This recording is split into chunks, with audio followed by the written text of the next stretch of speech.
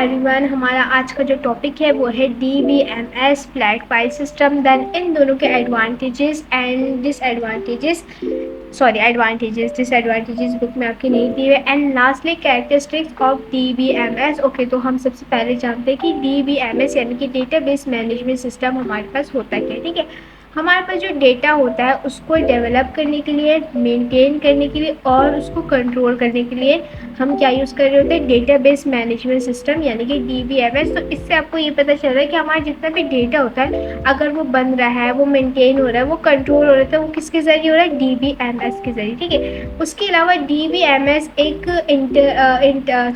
Database end user interface program के दरमियान में हमें एक क्या करता है, इंटरफेस देता है, जिससे क्या हो सकता है कि हमारा जो डेटा है ना वो यूज़र के साथ अच्छे से यानी कि कनेक्ट हो पाए। और एक चीज़ जिसकी वजह से हमारे पास DBMS हमें ये चीज़ सर्व करता है, यानी कि एक हमारा जो यूज़र है और हमारे पास जो डेटाबेस है, ठीक है, वो दोनों आपस में इंटरफेस कर सके। इसका रीज़न एक ये भी है कि हमारे पास जो डेटा है ना वो कॉन्स्टेंटली ऑर्गेनाइज है, ठीक है, और उनको ईजिली हम एक्सेसिबल कर सकें। इसलिए ये हमारा काम जिसको होता है DBMS का। इसके अलावा हमारे पास यहाँ पर कुछ एग्जाम्पल है बहुत ज़्यादा पॉपुलर DBMS का जो हमारे पास आजकल यूज़ हो रहे हैं। तो हम सबसे पहले उनको एक नज़र दौड़ा देते हैं। सबसे पहले है MySQL, देन Oracle एंड Microsoft SQL सर्वर, और उसके बाद MongoDB, then Visual Facts Pro, IBM DB2, then lastly PostgreSQL। तो ये सारे हमारे पास बहुत ज़्यादा पॉपुलर DBMS है जो हम आजकल यूज़ कर रहे होते हैं, जिसमें आई गेस आपने MySQL का नाम बहुत ज़्यादा सुना होगा। लेकिन अगर आप इसको मज़ीद पढ़ना चाहते हैं, आप इसके बारे में मज़ीद जानना चाहते हैं, तो फिर आप इसके बारे में अलग से स्टडी कर सकते हैं। मैं इसलिए नहीं बता रही क्योंकि फिर हमारा टॉपिक बहुत लेंथी हो जाएगा और ये हमारे पार्ट का हिस्सा नहीं है इस वक्त। ओके, तो अब हमारा जो दूसरा टॉपिक है वो है फ्लैट फाइल सिस्टम। ओके, जिस तरीके से अगर आपने पहला पार्ट देखा होगा तो आपको ये बात पता होगी, लेकिन अगर आपने नहीं देखा तो फिर आप इसी क्या कहते हैं, इसी वीडियो की डिस्क्रिप्शन में आपको नीचे पार्ट नंबर 1 भी मिल जाएगा, जिसमें हमने पढ़ा डेटाबेस क्या होता है और डेटाबेस के यूजेस क्या। ओके, तो जैसे मैंने पार्ट 1 में डिस्कस किया था कि हमारे जो पहले के डेटा थे वो कम थे, क्योंकि हमारे पास इस्तेमाल करने वाले लोग इतने नहीं थे, हमारे पास इतनी ज़्यादा रिसोर्सेज नहीं थे। लेकिन अब हमारे पास चीज़ें बहुत ज़्यादा बढ़ चुकी है, तो ऑब्वियसली उसके यूज़र से भी ज़्यादा बढ़ चुकी है, जिसकी वजह से हमारा डेटा अब ज़्यादा हो गया। ठीक है, तो हमारे पास जो अर्ली डेटाबेस थे ना वो फ्लैट होते थे। ठीक है, जिसका मतलब ये होता है कि वो उसकी ना एक लिमिटेशन होती है। अच्छा, लिमिटेशन किस में होती है, जस्ट रॉस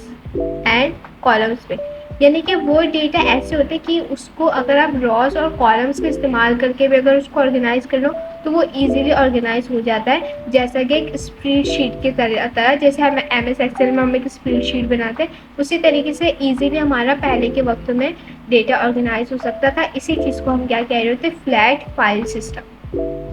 तो इससे ये पता चल रहा है कि हमारे पास जो ये फ्लैट फाइल सिस्टम है ना, ये हमारे पास डेटाबेस का ओल्ड वर्जन है। यानी कि पहले के दौर में या पहले वक्त में थोड़ा जब डेटा कम था तो हम इसको फ्लैट फाइल सिस्टम में ऑर्गेनाइज कर सकते हैं, जिसमें हमारे पास लिमिटेशंस कम होती है, जिस सिंपल हमारे पास रॉस और कॉलम्स होती है एक स्प्रेडशीट की तरह। ओके, इसमें क्या होता था, हमारे पास जो डेटा होता है ना एक सिंपल क्या कहते हैं, सिंगल टेबल स्ट्रक्चर के फॉर्म में क्या होता था, सेव होता था। ओके, जिस तरीके से हमने अभी बात की कि हमारे पास उसमें लिमिटेशन होती थी, यानी कि सिर्फ रॉ और कॉलम के सूरत में ही हम उस डेटा को सेव कर सकते थे। तो ऑब्वियसली रॉ और कॉलम के अंदर हम जो चीज़ यूज़ कर रहे थे वो प्लेन फॉर्मेट टेक्स्ट ही होता है, उसके अलावा हम उसमें कुछ यूज़ नहीं कर सकते, जिसमें हमारे पास ओनली 1 रिकॉर्ड पर लाइन होता है। यानी कि एक लाइन में जैसे हमारे पास एक ही क्या होती है, लाइन की रिकॉर्ड होती है। यानी कि एक अगर फॉर सपोज एक रॉ है तो उसमें हमारे पास एक रॉ का जो एक क्यूब है ना, उसमें हमारे पास क्या होगा, सिर्फ एक ही रिकॉर्ड होगा।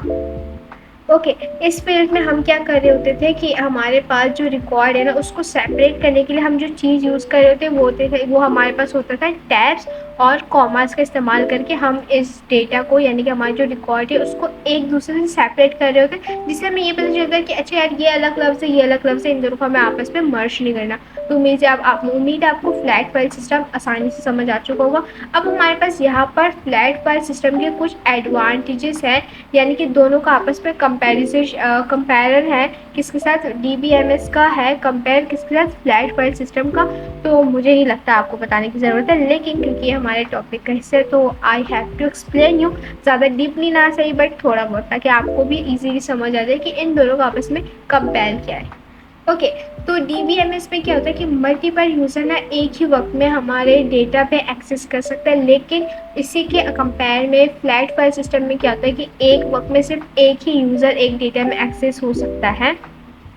इसी के साथ DBMS में क्या होता है कि हम इस काबिल होते हैं, यानी कि इस कैपेबल होते हैं कि हम एक बहुत ज़्यादा ह्यूज डेटा को ना हैंडल कर सकें, लेकिन फ्लैट फाइल सिस्टम में भी होता है क्या, इसमें लिमिटेशंस होते हैं जिसकी वजह से हम सिर्फ कुछ, यानी कि जो छोटे डेटा होते हैं सिर्फ उनको ही क्या कर सकते हैं, सूटेबल कर सकते हैं। ओके, इसी के साथ DBMS में क्या होता है कि हमें ये डुप्लीकेट एंड इंटीग्रिटी अलाउ करता है, लेकिन हमारे पास फ्लैट फाइल सिस्टम में क्या होता है, ये हमारे पास डुप्लीकेट और यूडेंटेंट, यार इसको क्या प्रोनाउंस करेंगे, यूडेंटेंट, ठीक है। ओके, तो उसको क्या करता है, इंक्रीज़ कर सकता है। लेकिन DBMS में क्या होता है, हमारे पास ऑनलाइन एक्सेस हो सकता है, यानी कि इसको हम ऑनलाइन भी इस्तेमाल कर सकते हैं, लेकिन फ्लैट फाइल सिस्टम में हमारे पास कोई ऑनलाइन कनेक्शन नहीं होता, यानी कि ये किसी भी किस्म के रिमोट कनेक्शन को सपोर्ट नहीं करता। DBMS हर किस्म के बिज़नेस के लिए अच्छा है, यानी कि अगर आपका बिज़नेस छोटा है, बहुत बड़ा है या मीडियम है, तो आपके बिज़नेस के लिए DBMS बहुत बेस्ट है। लेकिन अगर फ्लैट फाइल सिस्टम की बात कर सकें तो इसमें कुछ लिमिटेशंस हैं, यानी कि ये सिर्फ स्मॉलर डेटा मैनेजमेंट के लिए ठीक है। अदरवाइज अगर आपके पास बहुत ज़्यादा डेटा है so this is not for you. लेकिन DBMS में फ़ायदे ज़्यादा ऑब्वियसली, क्योंकि DBMS देखिए एडवांस है, ठीक है, लेकिन फ्लैट फाइल अभी भी यूज़ होता है, बहुत कम होता है क्योंकि एडवांस नहीं वो, उसमें बच्चे कुछ लिमिटेशंस है जिसके बारे में आपको मैं भी ऑलरेडी बता चुकी हूँ। तो आई होप सो आपको समझ आ रहा होगा कि DBMS ज़्यादा इंपॉर्टेंट क्यों है as compare to flat file system. ऐसा नहीं कि वो अच्छा नहीं, पहले वही यूज़ होता था, लेकिन अगर बहुत ज़्यादा डेटा आपके पास ज़्यादा है तो ऑब्वियसली आपको DBMS यूज़ करना चाहिए। हमारे पास जो नेक्स्ट टॉपिक है वो है characteristics of database management system, यानी कि इसके कुछ कैरेक्टर्स, इसकी कुछ खास खुसूसियात। देखिए, हमारे पास जो DBMS है वो एक डेटाबेस का एक मॉडर्न वर्जन है जिसमें हम बहुत सारी चीज़ें कर सकते हैं, यानी कि अपने डेटा को डिज़ाइन कर सकते हैं, ऑर्गेनाइज कर सकते हैं एंड मैनिपुलेशंस कर सकते हैं। ओके, इसी के साथ इसमें हमारे पास वो वाली चीज़ें भी है, यानी कि वो ऑफर्स भी है, वो सोल्यूशन भी है जो हमारे पास एक फ्लैट फाइल सिस्टम प्रोवाइड नहीं कर सकता। इसीलिए हमारे पास DBMS में बहुत सारे कैरेक्टर्स हैं, जिसमें से सबसे कुछ आपके बुक में दिए हुए हैं। ओके, तो सबसे पहले क्या होता है कि मल्टीपल यूज़र हमारे पास DBMS में एक ही वक्त में एक्सेस कर सकते हैं, यानी कि एक ही वक्त में यूज़ कर सकते हैं, जो हम पहले भी पढ़ चुके हैं। और उसके अंदर एक्सेस करके उसको देख सकता है, उसको एडिट कर सकता है, उस पर कुछ ऐड कर सकता है, अगर वो चाहे तो कुछ डेटा को रिकॉर्ड भी कर सकता है, ठीक है।